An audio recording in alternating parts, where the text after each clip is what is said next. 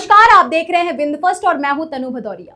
रीवा से इस वक्त की एक ऐसी खबर आ रही है जो प्रशासन के दावों की पोल खोलती है और आने वाले वक्त में एक बड़ी आपदा को खुला निमंत्रण दे रही है।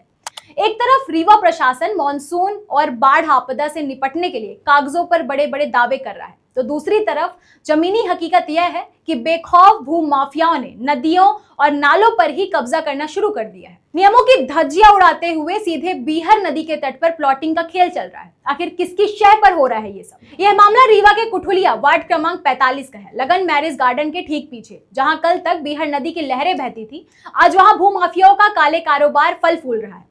टाउन एंड कंट्री प्लानिंग के नियमों के मुताबिक जिस नदी तट को ग्रीन बेल्ट घोषित किया गया था, आज उसे कंक्रीट के जंगल में तब्दील करने की तैयारी पूरी हो चुकी है। यहाँ न सिर्फ धड़ल्ले से प्लॉटिंग की जा रही है, बल्कि जमीनें बेची भी जा चुकी हैं। नदी के तट पर 50 मीटर के दायरे में किसी भी निर्माण पर पूरी तरह प्रतिबंध है।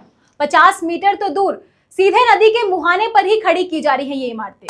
नदी और नालों के पास क्षेत्र ग्रीन बेल्ट और हर अतिक्रमण अवैध है। हैरानी की बात यह है कि इस खेल में रसूखदारों के नाम सामने आ रहे हैं। स्थानीय निवासियों का आरोप है कि नगर निगम के एक पूर्व अधिकारी के संरक्षण में यहां सड़क निर्माण और प्लॉटिंग का काम शुरू किया गया है। जब जागरूक नागरिकों ने इस अवैध निर्माण का विरोध किया तो उन्हें भू माफियाओं के गुर्गों द्वारा जान से मारने की धमकियां भी दी गई।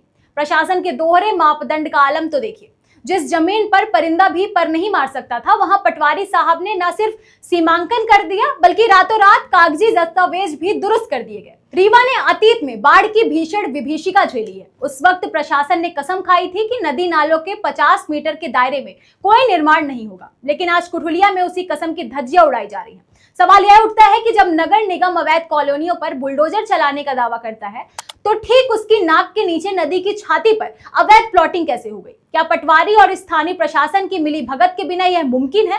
यह मामला सिर्फ एक अवैध निर्माण का नहीं है, बल्कि रीवा के भविष्य को खतरे में डालने का है। देखिए, जो ये ग्राम कुठुलिया की जो समस्या है वो आपके माध्यम से अभी जस्ट कुछ सेकंड पहले मुझे प्राप्त हुई है।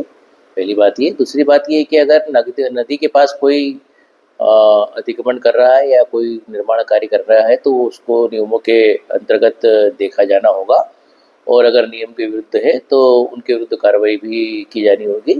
तो आपने जैसा मुझे बताया है, मैं अभी नगर निगम कमिश्नर को इसमें बात करूँगा। अपनी भी रेवेन्यू अफसर की टीम को मैं भेजता हूँ, और जो भी दोषी होंगे या अगर उनके पास अनुमति होगी या जो सी भी लीगल या इलीगल उसकी स्थिति है, उसके अकॉर्डिंग हम कार्रवाई करेंगे।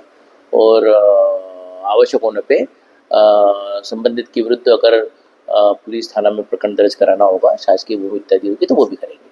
अगर नदी के प्राकृतिक बहाव को इसी तरह रोका गया तो अगली बाढ़ में जो तबाही आएगी उसका जिम्मेदार कौन होगा? क्या रीवा जिला प्रशासन और नगर निगम के आला अधिकारी इस मामले का संज्ञान लेंगे या फिर भू माफियाओं के आगे इसी तरह नतमस्तक रहेंगे? इस खबर पर हमारी नजर बनी रहेगी। देखते रहिए विंद फर्स्ट।